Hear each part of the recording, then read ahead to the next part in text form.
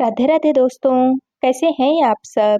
आज की कहानी है जेठानी जी, मेरे पिता का सम्मान भी आपके पिता के सम्मान के बराबर है।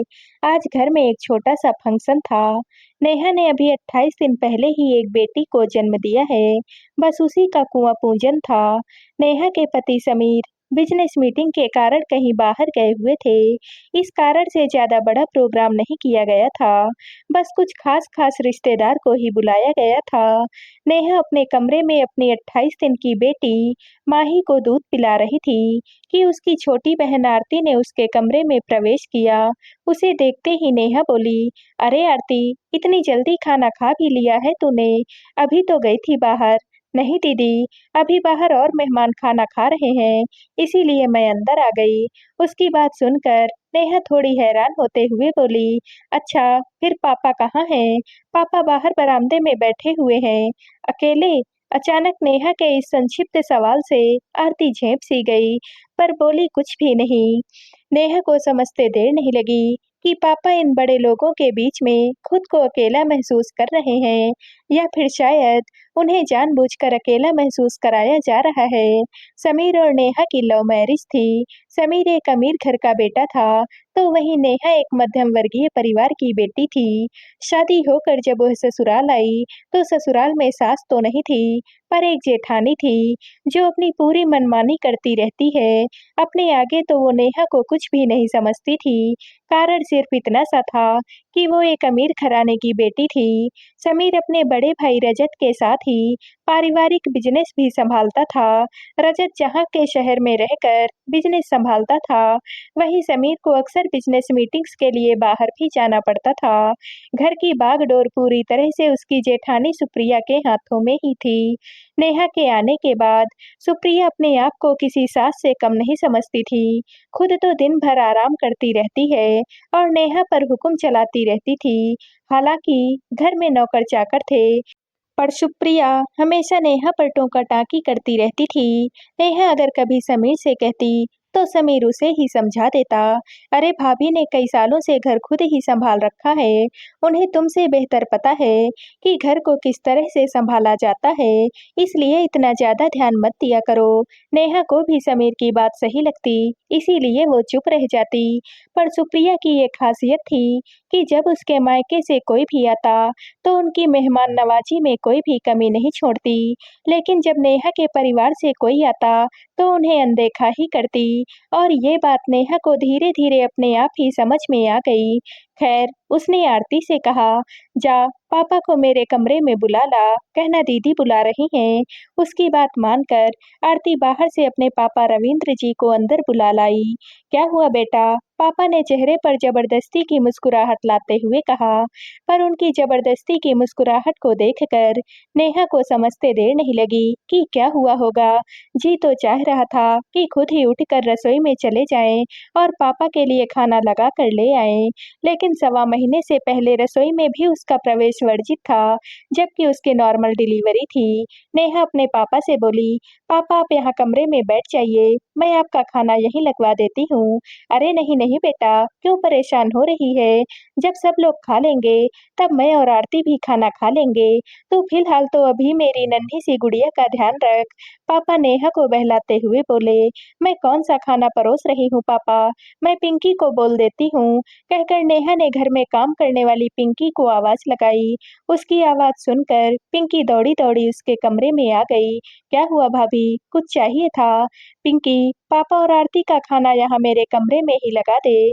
पापा को दवाई भी लेनी होती है, और फिर मम्मी भी घर पर अकेली हैं, उनकी तबीयत भी खराब हो रही है, तो इन्हें देर भी हो रही है।"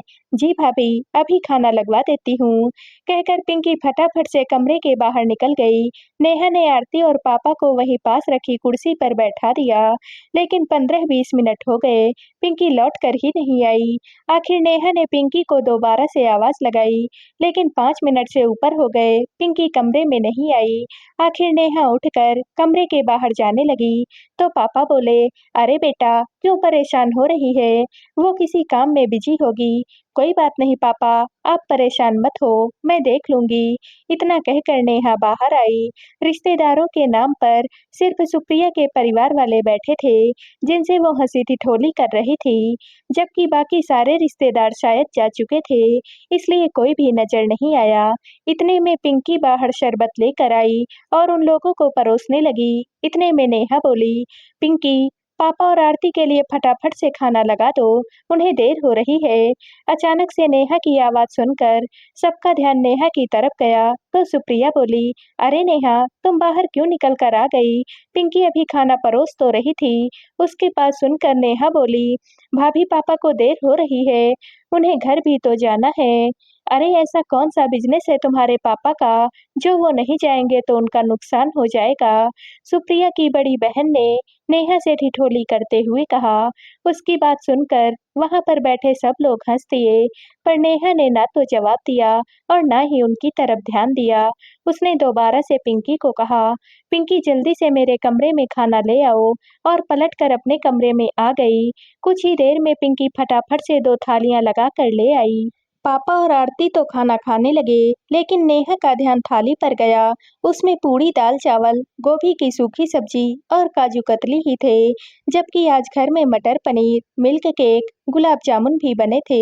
इतने में पिंकी गरमा-गरम पूरी परोसने आई, तो नेहा ने इशारे से उसे अपने पास बुलाया और धीरे से उसके कान में कहा, "मटर पनीर, मिल्क केक और गुलाब जामुन क्यों नहीं लेकर आई?" सुनकर पिंकी चुप हो गई और चेहरा नीचे कर लिया। नेहा को समझते देर नहीं लगी कि ज़रूर सुप्रिया ने ही उसे मना किया होगा। आखिर नेहा खुद उठी और वहाँ से सीधे रसोई में पहुँच गई। वहाँ जाकर 2 प्लेट्स में मिल्क केक और गुलाब जामुन रखे। वहीं 2 कटोरी में मटर पनीर की सब्जी डालकर ट्रे में रखकर अपने कमरे की तरफ जाने लगी। जब ट्रे लेकर वो हॉल में से गुजरी, तो सुप्रिया ने उसे टोक दिया, "नेहा तुम्हें पता नहीं है क्या? सवा महीने से पहले रसोई में जाना वर्जित होता है, फिर तुम ये सब सामान क्यों लेकर जा रही हो?" नेहा ने एक नज़र उठाकर सुप्रिया की तरफ देखा और बिना कुछ जवाब दिए ही अपने कमरे में चली गई। अपने कमरे में जाकर मिठाई और पनीर की सब्जी अपने पापा और आरती को परोस दी। सुप्रिया को नेहा के इस बर्ताव से बड़ा गुस्सा आया। थोड़ी देर के बाद जब नेहा के पापा और आरती खाना खाकर वहां से रवाना हुए, तो नेहा खुद ही उन्हें दरवाजे तक छोड़ने आई, क्योंकि उसे पता था कि उसके पापा और आरती के लिए कोई निकल कर नहीं आएगा। उन्हें विदा कर जब वो अंदर आई, तो अपने परिवार वालों के सामने ही सुप्रिया नेहा पर चिल्ला पड़ी, "क्या समझती हो तुम अपने आप को? घर की छोटी बहू हो, तो छोटी बहू बनकर ही रहो। हमारे सिर पर चढ़कर तांडव करने की कोई भी ज़रूरत नहीं है। किससे पूछकर तुमने रसोई में कदम रखा है? पूरी रसोई गंदी कर दी है। अरे 1-2 चीज़ नहीं परोसी, तो आखिर इसमें गलत ही क्या हो गया? उन्हें कौन-सा इतना सब कुछ खाने की आदत है? बस भाभी, बहुत बोल लिया है आपने।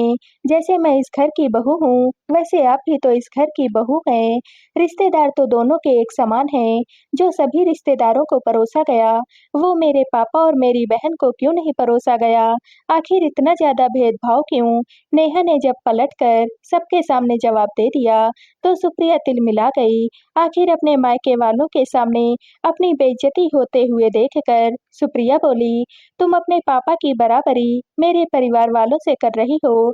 उन्होंने जब मुझे विदा किया था, तब खूब सारा दहेज देकर मुझे विदा किया था। अरे तुम तो उनके नाखून की धूल के बराबर भी नहीं हो। अरे मेरे पापा ने तो मुझे राजकुमारी की तरह से पाला है। तुम्हारे उस फटीचर भाभी, आप अपनी ज़बान को यहीं रोक लो, बेहतर होगा आपके लिए। आपके पापा ने आपको राजकुमारी की तरह से पाला है, तो मेरे पापा ने भी मुझे राजकुमारी की तरह से ही पाला है। हर पिता अपने बच्चों के लिए बेहतर ही करता है।